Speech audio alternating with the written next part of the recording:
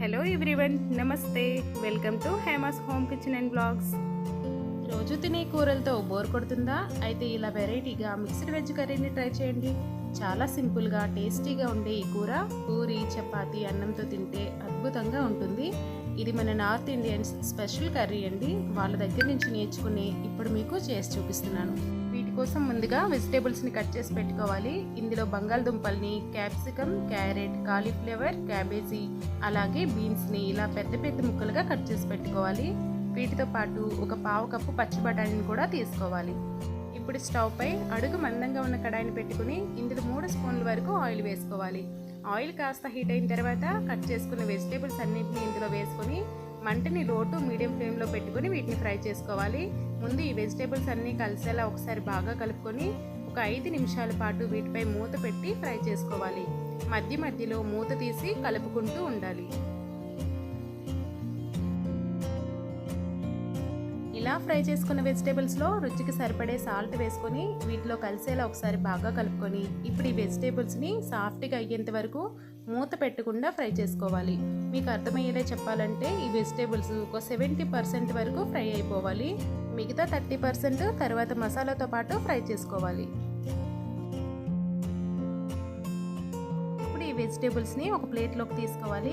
ఇదే కడాయిలో ఇంకొంచెం ఆయిల్ వేసుకొని ఆయిల్ కాస్త హీట్ అయిన తర్వాత ఇందులో 1/2 టీ స్పూన్ జీలకర్ర, 3 లవంగాలు, 2 యాలకులు, ఒక చిన్న దాల్చిన చెక్కని, 4-5 పచ్చిమిర్చి ముక్కల్ని, ఒక మీడియం సైజు ఉల్లిపాయని ఇలా చిన్న చిన్న ముక్కలుగా కట్ చేసుకొని వేసుకొని వీటిని కాస్త సాఫ్ట్గా అయ్యేంత వరకు ఫ్రై చేసుకోవాలి.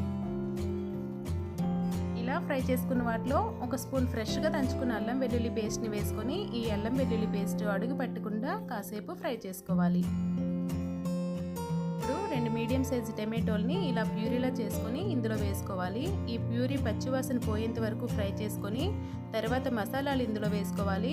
1/2 టీ స్పూన్ పసుపు, 1/2 టీ స్పూన్ కారం, 1/2 టీ స్పూన్ వేయించిన ధనియాల పొడి, 1/2 టీ స్పూన్ గరం మసాలాని వేసుకొని ఈ మసాలాలన్నీ టమాటో ప్యూరీలో కలిసేలా ఒకసారి బాగా కలుపుకొని ఇప్పుడు ఆయిల్ పైకి తేలేంత వరకు వీటిని ఫ్రై చేసుకోవాలి. ఈ టమాటో ప్యూరీకి బదులు టమాటోలను కూడా పెద్ద పెద్ద ముక్కలుగా కట్ చేసుకొని వేసుకోవచ్చు. కానీ ఇలా ప్యూరీ చేసి వేసుకోవడం వల్ల వెజిటేబుల్స్కి మసాలాలు బాగా పట్టి కూర టేస్టీగా ఉంటుంది. చూడండి, ఆయిల్ అంతా ఇలా బాగా పైకి తేలింది కదా. ఇప్పుడు ఫ్రై చేసుకున్న వెజిటేబుల్స్ అన్నింటినీ ఇందులో వేసుకోవాలి. అలాగే పచ్చి బఠానీని కూడా ఇందులో వేసుకోవాలి.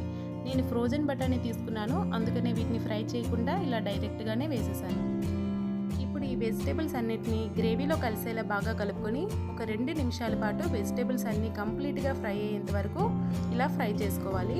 లాస్ట్లో సన్నగా తరిగిన కొత్తిమీరని ఇందులో వేసుకొని ఒకసారి కలుపుకొని స్టవ్ ఆఫ్ చేసుకుంటే ఇంకా మిక్స్డ్ వెజ్ కర్రీ రెడీ అయిపోయినట్లే.